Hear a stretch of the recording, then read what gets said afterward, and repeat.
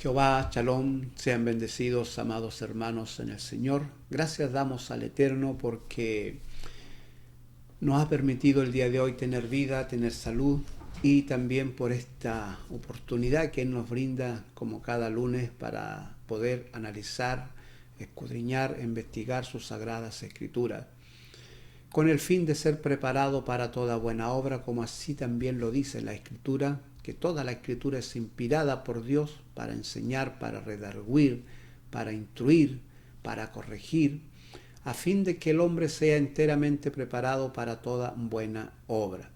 Es decir, no estamos escudriñando, no estamos investigando, no estamos aprendiendo para que esté en nuestro conocimiento, para llenarnos de sabiduría, sino para ser preparados, para ser hombres preparados, para ejercer las buenas obras que el Eterno ha preparado de antemano para que andemos en ella. Ese es el fin de analizar sus escrituras, de descubriñarlas y de aprender de ellas. Ser hombres preparados para ejercer aquellas obras que el Eterno ha preparado para que andemos en ella desde la eternidad. Bien, el día de hoy vamos a analizar parte del Sermón del Monte, que está en Mateo capítulo 5.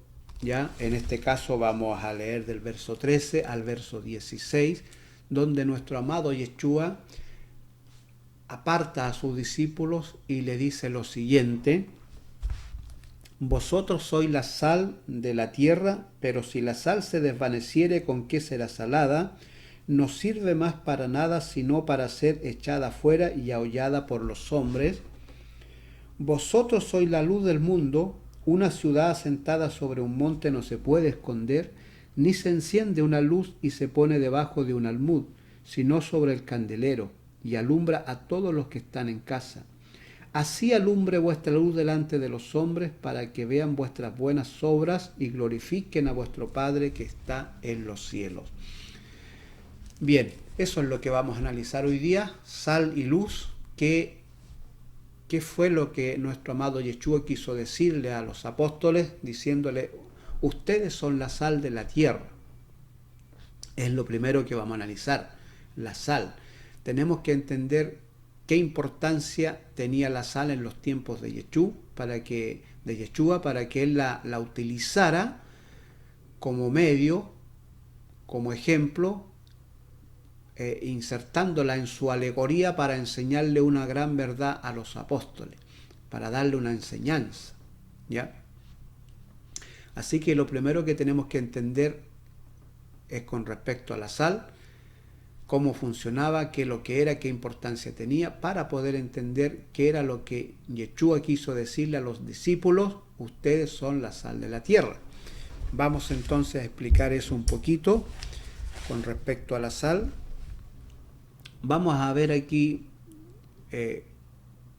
para cuántas cosas se utilizaba la sal en aquel tiempo. Tal vez hoy día no tenga la importancia la sal que tenía en aquel tiempo, en los tiempos de Yeshua, ¿ya? Y por eso tal vez no nos llame mucho la atención. Pero en los tiempos de Yeshua la sal era fundamental, importante. Y vamos a ver por qué.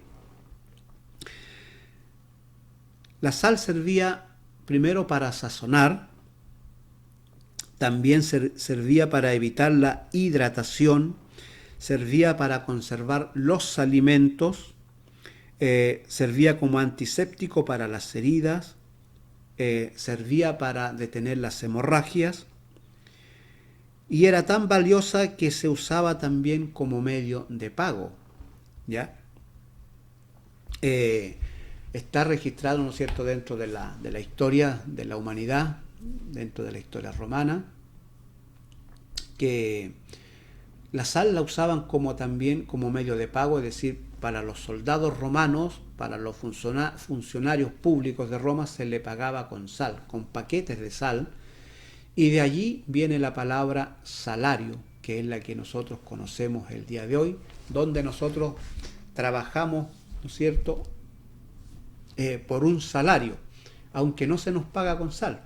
Hoy en día no se paga con sal, ¿no es cierto?, se paga con dinero, pero en aquel tiempo se pagaba con sal, y de allí entonces viene la palabra salario, que en latín se decía salarium, y ya en el castellano fue traducido salario.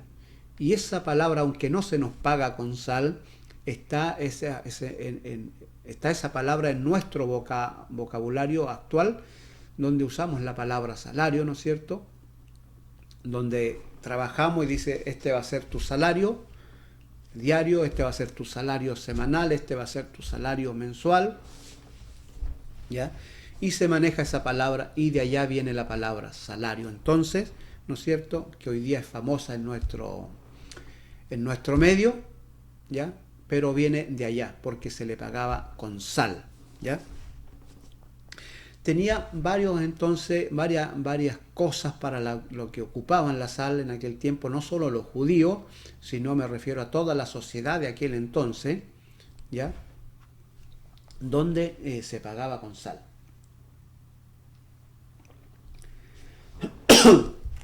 Otra de las cosas también para lo que servía la sal, no sabría decir a ciencia cierta cuál era el fin, pero por ejemplo en Ezequiel 18, lo vamos a leer, Ezequiel 18, verso 19, hay un registro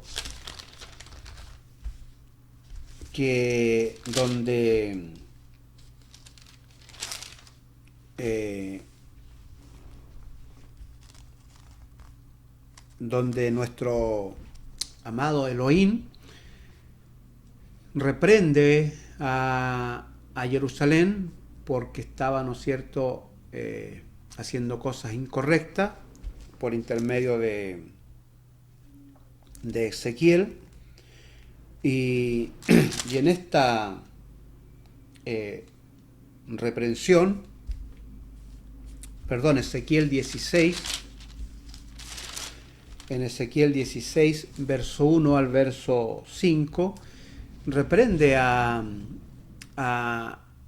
Jerusalén, nuestro amado Elohim, porque se estaba desviando de los estatutos, de las ordenanzas de Yahweh, y le dice lo siguiente. Dice, vino a mí palabra de Jehová diciendo, hijo de hombre, notifica a Jerusalén sus abominaciones, y di, así ha dicho Jehová el Señor sobre Jerusalén, tu origen, tu nacimiento es de la tierra de Canaán, tu padre fue amorreo y tu madre hetea. Y en cuanto a tu nacimiento, el día que naciste, no fue cortado tu ombligo, no fuiste lavada con agua para limpiarte, ni salada con sal, ni fuiste envuelta con fajas. Es importante aquí cómo el Eterno le está hablando a Jerusalén, diciéndole, el día que tú naciste, no se te dieron los cuidados que se le da a un bebé cuando nace. Y le nombra aquí, le dice, y en cuanto a tu nacimiento, el día que naciste, no fue cortado tu ombligo, no fuiste lavada con aguas para limpiarte, ni salada con sal. No se sabe a ciencia cierta por qué salaban a un niño. Se dice que tal vez era para que su piel fuera más suave, para sacar las purezas que trae cuando nace, y que su piel también adquiriera firmeza. Puede ser, no lo sabemos. Pero sí es cierto que a un niño lo salaban cuando nacía. ¿Ya? Y le dice el Eterno en el verso 5, no hubo ojo que se compadeciese de ti cuando naciste, dice, para hacerte algo de esto, es decir, para hacerte estos cuidados que necesita un bebé cuando nace, ¿ya? Para hacerte algo de esto, teniendo de ti misericordia, sino que fuiste arrojada sobre la faz del campo con menosprecio de tu vida en el día que naciste. Y yo pasé junto a ti y te vi sucia con tus sangres, y cuando estabas en tus sangres, te dije, vive. Es decir, el Eterno le está diciendo, yo te encontré cuando tú naciste, donde fuiste botada. Nadie te dio los cuidados de un bebé, que necesita un bebé cuando nace, ¿ya? Yo te vi y te dije vive, es decir, yo te di los cuidados que necesita un bebé. Y tú hoy día, ¿no es cierto?, me estás despreciando. Ese es el mensaje allí. Pero yo lo que quiero hacer referencia es que aquí se menciona que un bebé, ¿no es cierto?, se le echaba sal cuando nacía, aparte de los cuidados que tenía, de lavarlo, de cortar su cordón, ¿no es cierto?, y todos los cuidados que necesita un bebé al nacer, pero también se salaba un bebé, ¿ya? Así que tenía alguna propiedad o se ocupaba para algo en aquel entonces, ¿no es cierto?, incluso para los cuidados de un bebé, ¿ya? También hay que entender que dentro de la Escritura encontramos que la sal era usada para los pactos, como está escrito, por ejemplo, en el libro de Números, capítulo 18, verso 19, donde el Eterno le está dando estatutos, ley al pueblo de Israel, y dentro de estas leyes, estatutos, ordenanzas, le está diciendo a los levitas que de todas las ofrendas que el pueblo iba a llevar al tabernáculo, al templo, ellos iban a tener derecho de sustentarse de esas ofrendas, porque ellos no tenían derecho a tierra, ¿ya? Y lo vamos a leer acá, dice, en Números 18, verso 19. Todas las ofrendas elevadas de las cosas santas que los hijos de Israel ofrecieren a Jehová, las he dado para ti, y para tus hijos, y para tus hijas contigo, por estatuto perpetuo, pacto de sal perpetuo es delante de Jehová para ti, para tu descendencia contigo. Pacto de sal. ¿Qué significa esto que iba a ser pacto de sal? Bien, en los tiempos de nuestro amado Yeshua, y desde mucho tiempo allá ustedes ven, ¿no es cierto?, que ya en pleno desierto, cuando le están entregando estos estatutos, estas ordenanzas, y allá el Eterno ya le dice que eso iba a ser pacto de sal, y en los tiempos de Yeshua también se practicaban los pactos de sal. ¿Qué eran los pactos de sal? Bien, en aquel tiempo no habían notarías, como lo hay hoy en día. Hoy día no hay pacto de sal porque para eso están las notarías, donde se hace un documento, ¿no es cierto? Y cualquier compromiso que yo haga con otra persona queda estipulado allí en un documento, ¿no es cierto?, donde ponemos nuestras firmas, donde ponemos nuestras huellas, ¿ya? Y queda entonces comprometido allí el pacto que hagamos, ya sea la venta de alguna casa, ya sea la venta de un automóvil o cualquier otro compromiso que yo haga con otra persona, ya sea un contrato de arriendo, ya sea un contrato de trabajo, ¿no es cierto?, lo que sea, queda allí un documento. Bien, en los tiempos antiguos se hacía algo similar, pero con sal. No estaban estos documentos, sino que si una persona iba a vender un terreno a otra persona, se juntaban 2 o 3 testigos para que estuviesen presentes en la venta,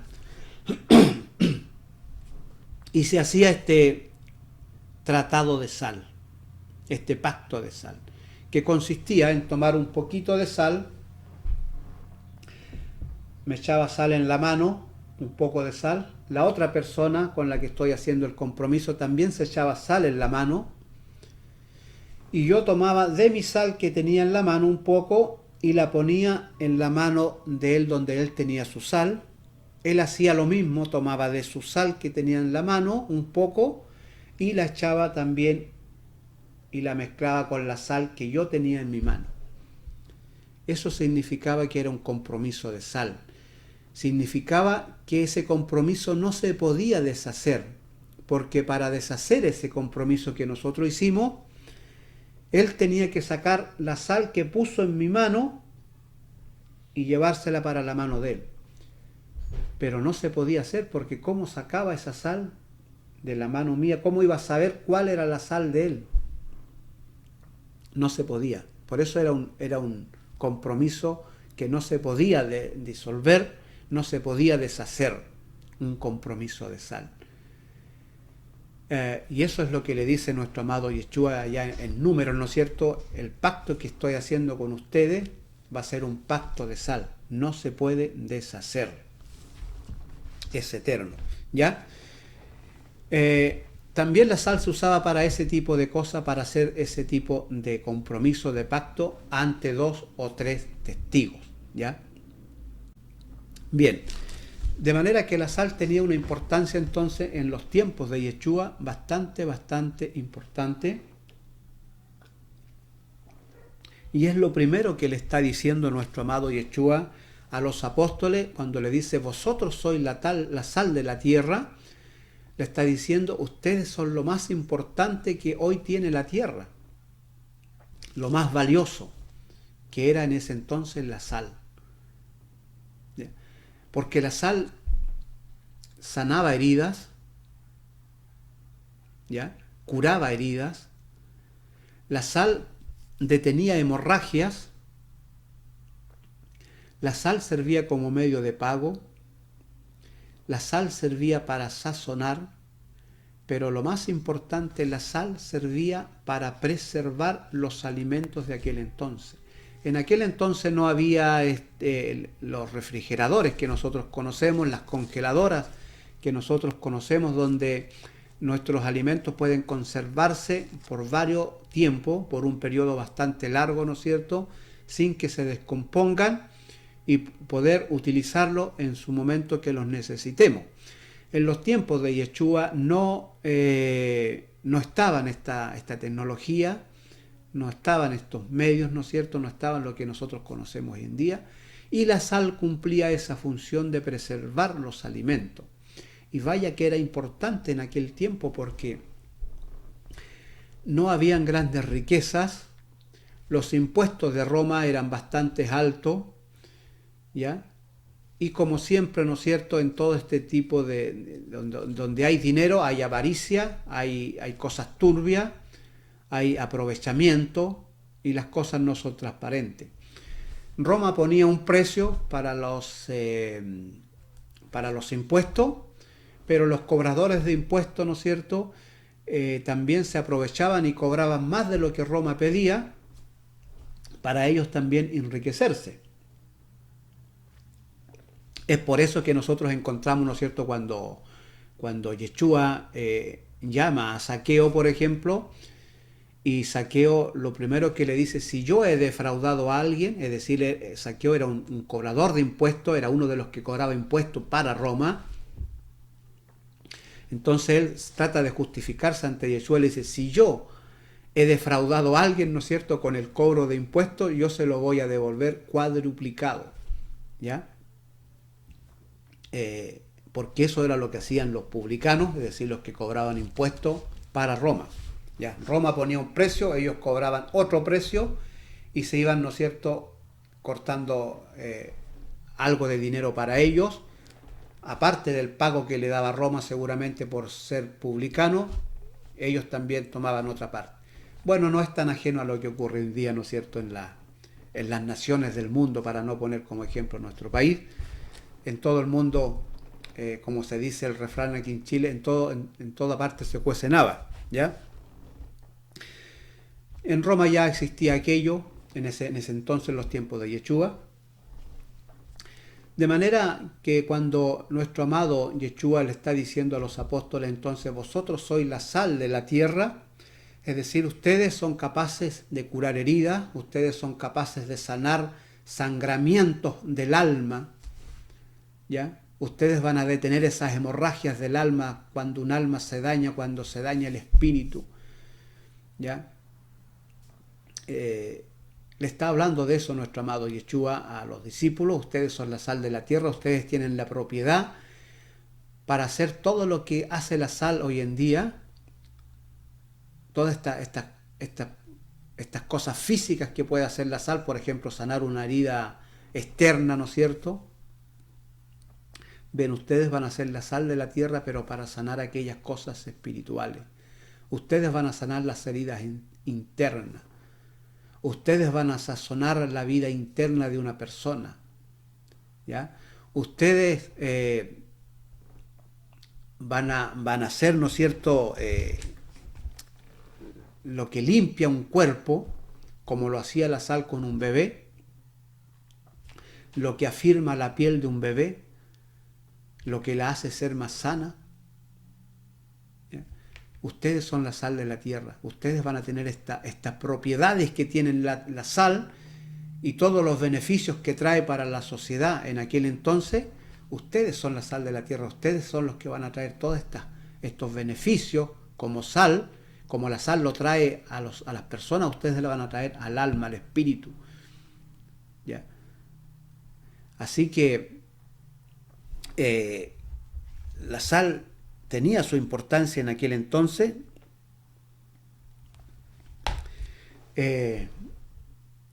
Y Yeshua la usa como medio para su alegoría, la trae, ¿no es cierto?, a sus enseñanzas, para decirle a los discípulos, ustedes son la sal de la tierra. Eso es por una parte. ¿Ya? Eso es por una parte con respecto a la sal, a lo que se le estaba refiriendo, o por qué trajo Yeshua, ¿no es cierto?, el ejemplo de la sal a sus enseñanzas. Entonces, por una parte le dice nuestro amado Yeshua, vosotros sois la sal de la tierra. ¿Ya? Ustedes son los que van a dar sazón a la vida de las personas, ustedes son los que van a sanar la vida de las personas, ustedes son, ¿no es cierto?, los que van a limpiar la vida de las personas, y también le dice, ¿no es cierto?, que si la sal perdiera la propiedad valiosa que tiene la capacidad de sazonar, la capacidad de sanar heridas, la capacidad de usarse como medio de pago, es decir, cuando la sal perdía la propiedad, perdía la capacidad de sazonar, era porque la sal ya no servía, se desvaneció. Entonces los hombres la tomaban, como eran grandes cantidades, ya no manejaban la sal como la manejamos nosotros hoy día, ¿no es cierto?, en poca cantidad, porque la usamos casi solamente para sazonar, ¿ya? Como en aquel tiempo se usaba para otros medios, entonces había más sal en las casas, habían sacos de sal, paquetes de sal. Cuando esa sal se desvanecía, perdía su valor, perdía la propiedad, perdía la capacidad que tenía de sazonar, ya no servía. No servía para sanar heridas, no servía para preservar los alimentos, no servía para sazonar. Es decir, todo el valor que tenía la sal, si dejaba de sazonar, ya no servía más para nada. Entonces la tomaban los hombres y la tiraban a los caminos, que servían, ¿no es cierto?, a lo mejor para matar el polvo, para endurecer el terreno, ¿ya? Y allí, ¿no es cierto?, los hombres la pisaban al pasar.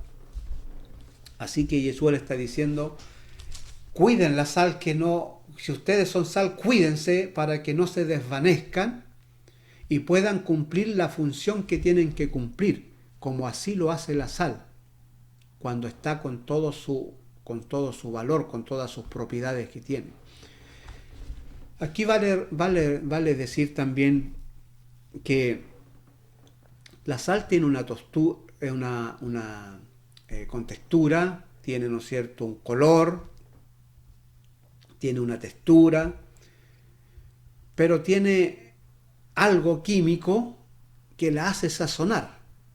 Y ese es el valor de la sal, aquello justamente que no se ve. ¿Ya? No se ve, porque la sal pierde su sazón, pero usted sigue mirando a la sal y la ve como igual. Pero algo pasó en ella que cambió su estado, ¿no es cierto?, y ya no cumple la función que tiene que cumplir. Y aquello que no cumple lo que tiene que cumplir es algo que no se ve. En la sal es como un químico, no sé cómo llamarlo, que no logramos verlo, ¿ya? No logramos detectar qué fue lo que le pasó a la sal, que perdió su valor, que perdió la capacidad de sazonar. Y Yeshua le dice, ¿no es cierto?, a los discípulos: ustedes son la sal de la tierra, pero si la sal se desvanece, ya no sirve más para nada. Así que ustedes son la sal y cuídense de no desvanecerse, para que puedan cumplir la función que tienen que cumplir. Porque si no cumplen esa función que tienen que cumplir y se desvanece, ustedes van a ser pisoteados, van a ser ahollados por los hombres. Así que vale la pena meditar en eso, ¿no es cierto? Si ustedes no cumplen la función y dejan de sazonar, entonces van a ser echados a los caminos y van a ser pisoteados. Bien, eso por una parte, la sal. Explicamos ya, ¿no es cierto?, qué es lo que era la sal y por qué Yeshua la trajo al acotamiento, ¿no es cierto?, la trajo como ejemplo en su alegoría para decirle a los discípulos: ustedes son la sal de la tierra, ustedes tienen que sanar. Pero sobre todo, lo más importante, ustedes tienen la capacidad de preservar, como lo hacía la sal, tenía la capacidad de preservar los alimentos para que no se pudrieran. Ustedes van a tener esa capacidad de sazonar esta tierra, ustedes son la sal de la tierra, van a tener la capacidad de sazonar la tierra para que no se pudra, para que los seres humanos no se pudran con las cosas malas. Eso era lo más importante que Yeshua quería decirle en esta alegoría. Ustedes van a ser capaces de preservar el mundo, que no caiga en una pudrición, como cayó, por ejemplo, Sodoma y Gomorra, que se pudrió la sociedad en aquel entonces, en esas dos ciudades. Se corrompieron porque no hubo quien la sazonara para preservar. Y Yeshua le está diciendo exactamente lo mismo a los apóstoles. Ustedes son la sal de la tierra. Ustedes van a tener la capacidad de preservar a la humanidad, ¿ya?, para que no se pudra, como le pasó a Sodoma y Gomorra. Pero también le dice: ustedes son la luz de este mundo.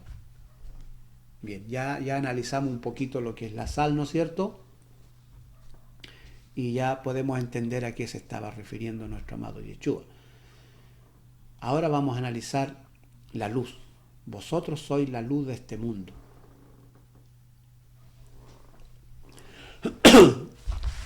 Vamos a ver aquí, a hablar un poquito científicamente qué es lo que es la luz.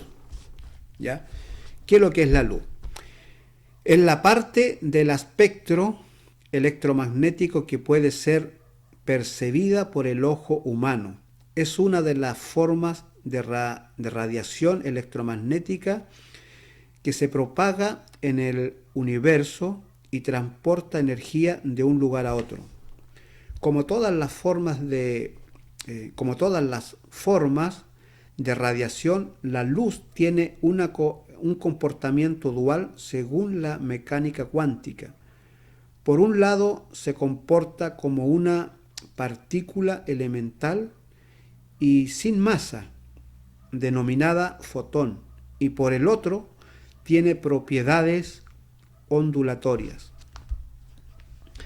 Esa es la explicación científica un poco con respecto a la luz, y seguramente a lo mejor usted dirá, si no tiene estos conocimientos, yo no entendí nada. Bueno, yo casi igual que usted tampoco entiendo mucho con respecto, porque aquí es algo científico, ya la rama que se dedica a estudiar este tema de lo que es la luz se llama óptica, ¿no es cierto? Eso es la que se dedica a estudiar los fenómenos de la luz. Y tenemos que decir que la luz es un misterio en pleno siglo XXI, es un misterio para la parte de la ciencia, es algo que está en investigación, es algo que llama mucho la atención, es algo que se está averiguando, es algo que se está investigando hasta el día de hoy. investigando sus propiedades, la fuerza de donde viene, o la fuente de energía de donde viene la luz, sus velocidades y una infinidad de fenómenos que tiene la luz, ¿no es cierto?, que científicamente no podría yo hablarlo porque no me manejo en ello. ¿Ya? Lo que yo acabo de leer es una de las definiciones que da la ciencia con respecto a la luz, ¿ya? Y si ellos todavía no la entienden, ¿no es cierto?, ¿qué queda para mí, que no soy experto en el tema, o para usted, que también no se maneja en el tema, ¿ya? Pero es lo que podemos decir científicamente de la luz.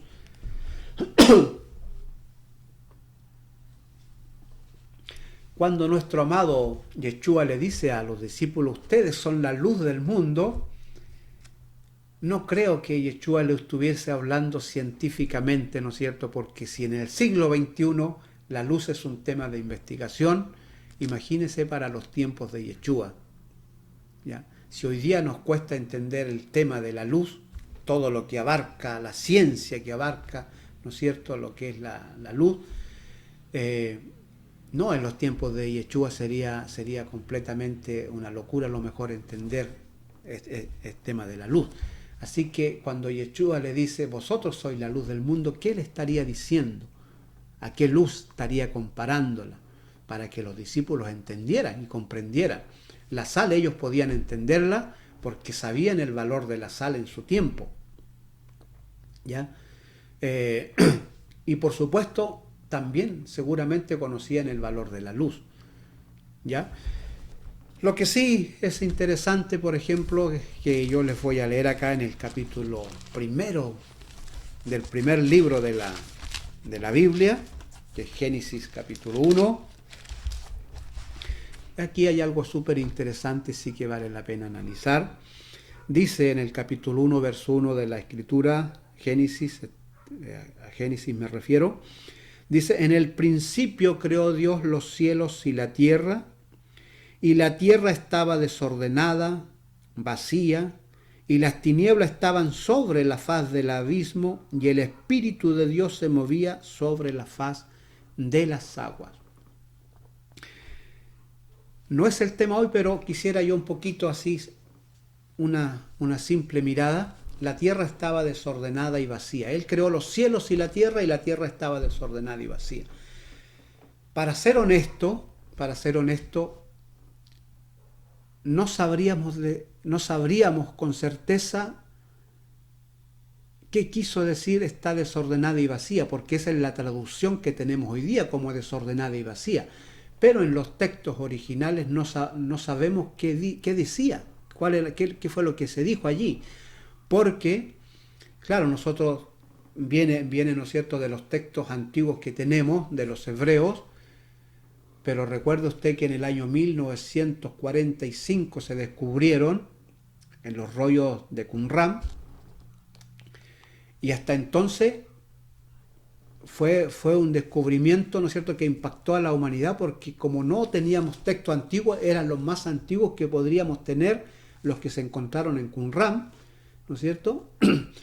Pero eso no significa que son los textos más antiguos donde se escribió el Génesis. Esas también eran ya copias y traducciones que habían hecho los judíos desde el tiempo de Edra, de Nehemías seguramente, o un poco más adelante, porque en los tiempos de los imperios que invadieron Israel en aquel entonces, como lo fue, ¿no es cierto?, Babilonia, digamos, allí se perdió información, se perdieron textos, después hubieron traducciones, después hubieron nuevas escrituras, ¿no es cierto?, y se pierde información en todo esto. Entonces, con certeza no sabemos a ciencia cierta qué diría este texto, podríamos decir, el más original que se escribió con respecto a la creación del mundo. Nosotros acá lo que tenemos, ¿no es cierto?, es que en el principio creó Dios los cielos y la tierra, y éstas estaban desordenadas. Y no sabemos a ciencia cierta qué diría allí. Hoy día nosotros tenemos la traducción que es desordenada, y allí, ¿no es cierto?, salen una serie de teorías que seguramente Hasatán la había desordenado, que Hasatán Dios lo había expulsado del cielo, ¿no es cierto? Y él vino y hizo pedazo a la tierra. Pero no sabemos, para ser honestos, a ciencia cierta si eso ocurrió así o no. O simplemente los textos originales se referían a que Hachén creó los cielos y la tierra como masa primero, y luego le empezó a dar orden a esto, ¿ya? Pero no que estaban porque alguien la desordenó. Por ejemplo, cuando se construye en una ciudad un edificio y nosotros pasamos por fuera, ¿no es cierto? Nosotros no se ve algo bonito, se ve lleno, cubierto de algunas mallas negras, algunas mallas verdes, ¿no es cierto? Como protección para los trabajadores, vemos palería por todos lados, andamios por todos lados, y se ve más que algo bonito, se ve más un desorden, ¿no es cierto? Las calles cortadas, no hay por dónde pasar, en fin, es algo desordenado, pero dentro de todo ese desorden que se está allí, se está construyendo algo lindo, se está ordenando, se está haciendo orden, se está poniendo cada cosa en su lugar. Y es probable que acá en la construcción de la tierra haya sido también lo que ocurrió, es decir, el Eterno creó primero la masa de lo que conocemos como planeta Tierra, las aguas, pero luego comenzó a darle orden a todo esto que él había creado al principio. Empezó a ordenarla. Puede haber ocurrido eso. Como no tenemos esos textos originales, se nos tradujo la escritura como desordenada y vacía. Y de allí salen una infinidad de teorías. Así que, para ser honesto, yo tengo que decirle, no están esos textos originales.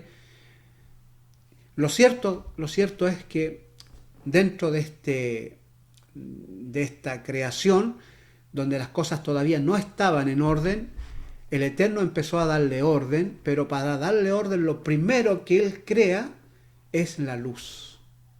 Dice el verso 2, por ejemplo, dice, y la tierra estaba desordenada y vacía, y las tinieblas estaban sobre la faz del abismo, y el Espíritu de Dios se movía sobre la faz de las aguas. Y dijo Dios, sea la luz, y fue la luz. Es decir, lo primero para poner en orden todo esto que el Eterno había creado al principio y que había que ahora poner cada cosa en su lugar y darle vida, darle un orden, ¿no es cierto?, que se hermoseara. Lo primero, lo necesario para hacer eso, para continuar, fue necesario la luz. Fue necesario la luz para poner en orden todo lo demás. Y ahí usted después seguirá viendo, ¿no es cierto?, donde dice el verso 4, y vio Dios que la luz era buena, y separó Dios la luz de las tinieblas, y le puso un nombre a lo que nosotros conocemos como la luz. Le puso un nombre, dice, y vio Dios que la luz era buena, y separó Dios la luz de las tinieblas, y llamó Dios a la luz día. Ese nombre le puso a la luz, día, y a las tinieblas llamó noche. Bien, volvamos a Mateo entonces. Si nuestro amado Yeshua le dijo a los apóstoles, vosotros sois la luz del mundo, los apóstoles estaban entendiendo lo que nuestro amado Yeshua le estaba diciendo. Así como le dijo, vosotros sois la sal de la tierra, ellos entendieron lo que era la sal de la tierra porque sabían en su tiempo la importancia que tenía la sal, ¿ya? Y si le dijo, vosotros sois la luz del mundo, también entendieron que lo que era la luz a lo que Jesús se estaba refiriendo.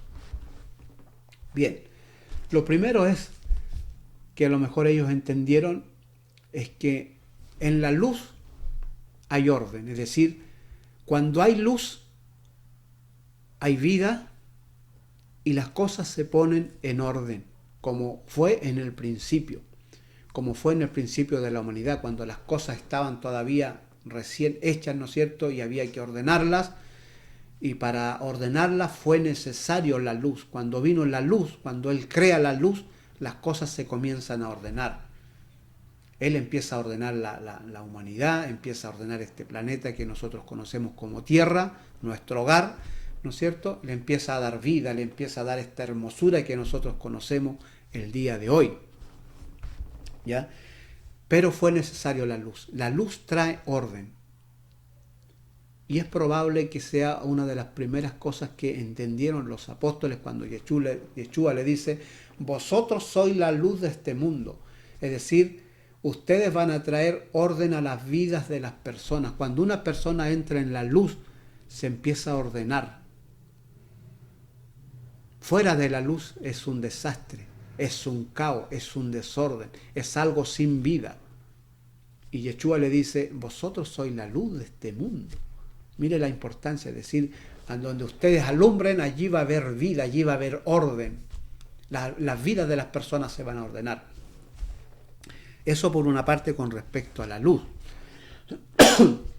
Vamos a leer esa parte, dice, vosotros sois la luz del mundo, una ciudad asentada sobre un monte no se puede esconder, ni se enciende una luz y se pone bajo de un almud, sino sobre el candelero y alumbra a todos los que están en casa. Así alumbre vuestra luz delante de los hombres para que vean vuestras buenas obras y glorifiquen a vuestro Padre que está en los cielos. Yeshua le dice, ustedes son la luz del mundo. Son como una ciudad. Una ciudad, dice, que se pone en un monte, o una ciudad que subsiste en un monte, difícilmente se pueda esconder. Es difícilmente que nadie la pueda ver. Es decir, una ciudad que está sobre un monte, todo el mundo la va a ver. La pueden ver de lejos, está en una parte alta. Así dice que es la luz. ¿Ya? También le dice, no se enciende una luz y luego se tapa para que no alumbre, sino que se pone en el candelero, ¿no es cierto?, en un lugar alto, para que alumbre a todos los que están en casa, para que su luz se esparza y pueda abarcar todo el lugar donde están las personas. ¿Ya? Y le dice, así sea vuestra luz, es decir, que vuestra luz esté en alto, como lo está una luz en el candelabro, o como lo está una ciudad en un monte alto, ¿no es cierto?, donde de todos lados se puede ver. Así alumbre vuestra luz. ¿Ya? Pero veamos más. ¿Qué entendieron los apóstoles por luz? ¿Qué comprendieron ellos los dichos de Yeshua? Mire, vamos a leer el libro de los Salmos,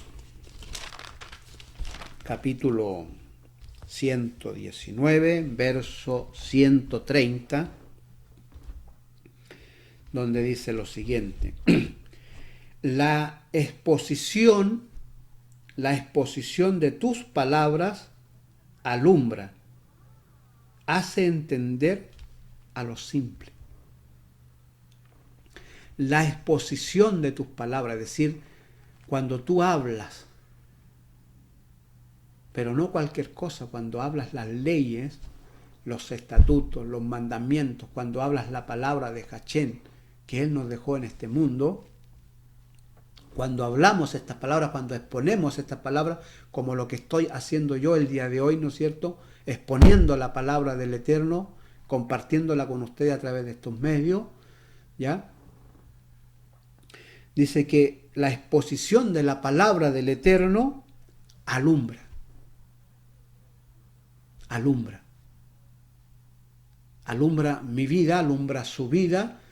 Es decir, cuando explicamos la palabra del Eterno y logramos entenderla, esto va a traer luz a mi vida.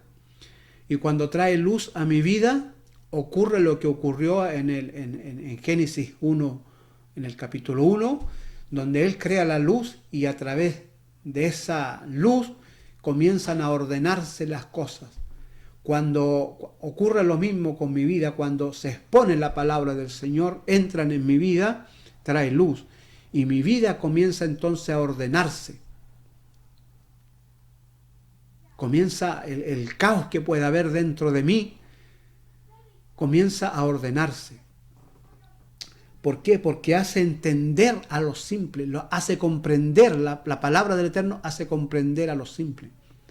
Así que lo más probable es que cuando Él le dice, vosotros sois la luz de este mundo, ellos estaban entendiendo por la palabra del Eterno, que ya existía. No se olvide que en ese tiempo existía lo que nosotros conocemos como Antiguo Testamento.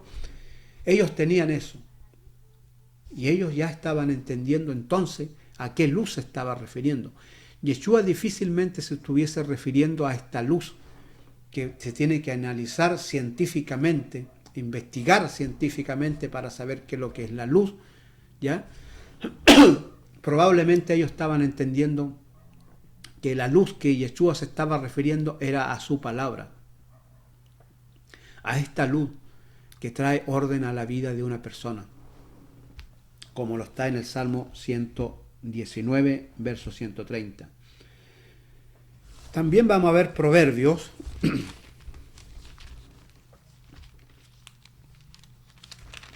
el libro de Proverbios en el capítulo 6, verso 23, donde dice lo siguiente, dice, porque el mandamiento es lámpara y la enseñanza es luz, y camino de vida las reprensiones que te instruyen. Mire qué interesante, porque el mandamiento es lámpara, tal como está escrito, ¿no es cierto?, también, lámpara es a mis pies tu palabra. Acá, ¿no es cierto?, dice que el mandamiento, es decir, los mandamientos del Eterno, por supuesto, se está refiriendo a los mandamientos del Eterno, de Elohim, ¿ya? Dice que es lámpara y que su enseñanza es luz. Es decir, por ejemplo, nosotros tenemos los 10 mandamientos que conocemos, ellos son lámparas.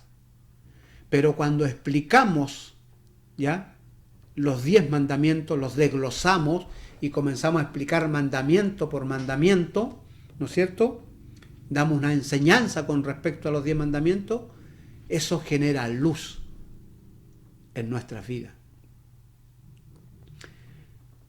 La lámpara, en aquel tiempo de Yeshua, por ejemplo, uno podía tener la lámpara, el objeto físico, pero para que pudiese dar luz había que echarle aceite, ¿no es cierto?, y encenderla, y entonces daba la luz. Lo mismo pasa con los mandamientos, con las enseñanzas de nuestro amado Yeshua, con sus estatutos, con sus preceptos.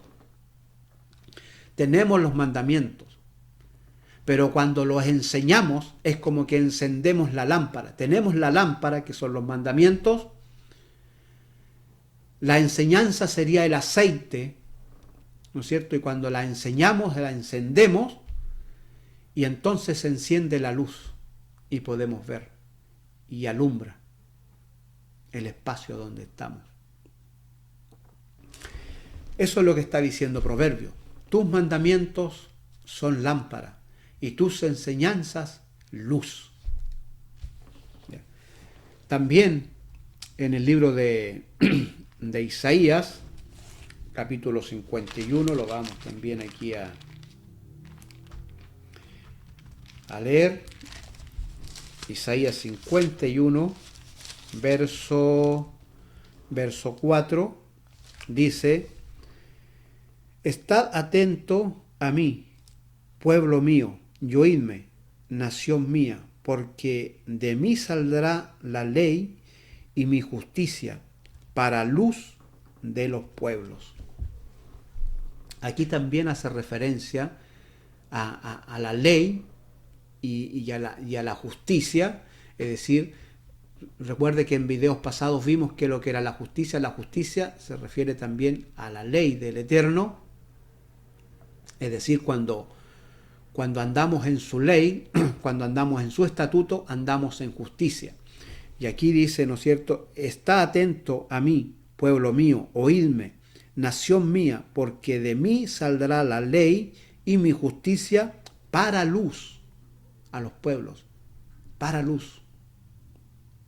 De manera que los apóstoles, lo más probable es que ellos estaban entendiendo, ¿no es cierto?, correctamente lo que él le estaba diciendo a nuestro amado Yeshua cuando le dice, vosotros sois la sal de la tierra. Ellos entendían lo que era la sal, pero también entendieron lo que era la luz.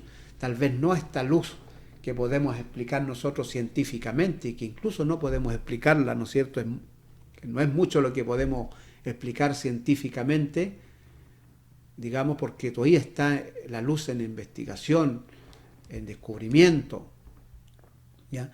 Difícilmente los apóstoles podían entender en aquel entonces lo que hoy día nos cuesta entender a nosotros, pero sí podían entender con respecto a lo que la palabra del Señor se refiere a la luz, o cómo la luz que se está refiriendo Yeshua allí es con respecto a la enseñanza, a los mandamientos y a la palabra del Eterno, ¿ya?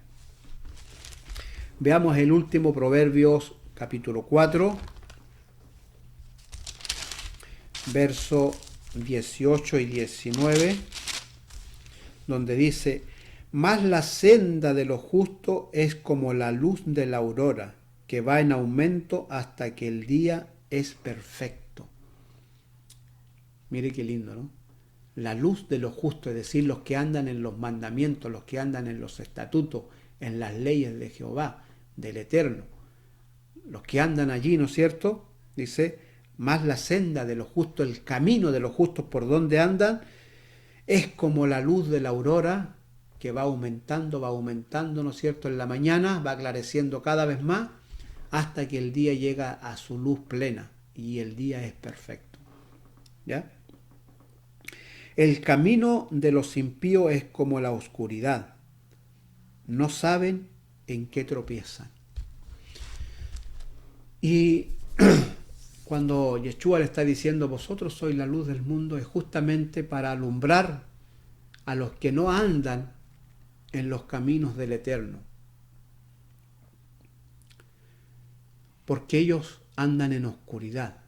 No en esta oscuridad física, ¿no es cierto?, que nosotros también conocemos o que tendríamos que explicar, ¿no es cierto?, científicamente qué es lo que es la oscuridad, como así también lo es la luz.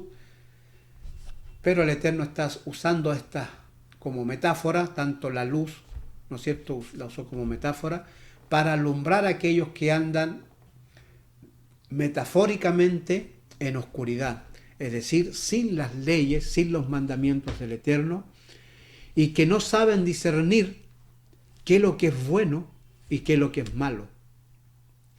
Y que por esa ignorancia a veces a lo bueno le llaman malo y a lo malo le llaman bueno. Para eso somos la luz del mundo.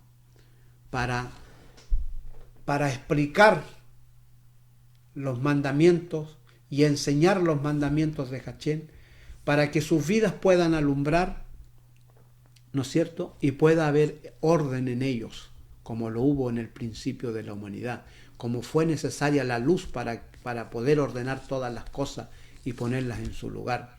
Así también nosotros necesitamos alumbrar. Nosotros somos la luz para aquellas personas, ¿no es cierto?, que están en esta oscuridad espiritual y que necesitan que les alumbren, que les llegue luz para que su vida comience a ordenarse. Así que cuando Yeshua le dice entonces a sus apóstoles, vosotros sois la sal de esta tierra y la luz de este mundo, no era poca cosa. Hoy en día, más que nunca, amados hermanos, brille nuestra luz. Y otra de las cosas interesantes que menciona acá nuestro amado Yeshua, dice que brille vuestra luz, ¿no es cierto?, para que nuestras obras la puedan ver, ¿no es cierto?, todas las personas que nos rodean y que no andan en la luz del Eterno. ¿Ya? Dice en el verso 6, así alumbre vuestra luz delante de los hombres, para que vean vuestras buenas obras y glorifiquen a vuestro Padre que está en los cielos. ¿Ya? Entonces podemos definir que la luz, de la luz que le estaba hablando Yeshua a los apóstoles, era con respecto a la palabra. Con respecto a la palabra. y usa, ¿no es cierto?, como ejemplo en su alegoría la luz natural que nosotros conocemos, esta luz que se tendría que explicar científicamente, ¿ya? Él le dice, como es necesario la luz del día para los seres humanos, para hacer sus actividades, para que no anden en tropiezo, para que no anden en miedo, ¿ya?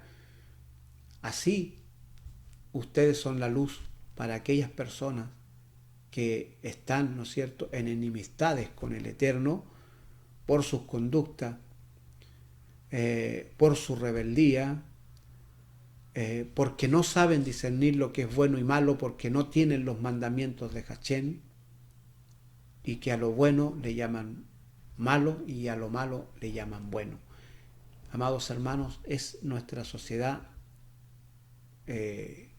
hoy en día, cómo lo estamos viviendo, cómo están llamando a lo bueno malo y a lo malo le llaman bueno, cómo quieren convencer a la humanidad que el Eterno no existe, que sus mandamientos están obsoletos, que sus mandamientos no calzan en el siglo XXI, que la Biblia debiera ser quitada, ¿no es cierto? Pero imagínense, ¿con qué sazonaríamos?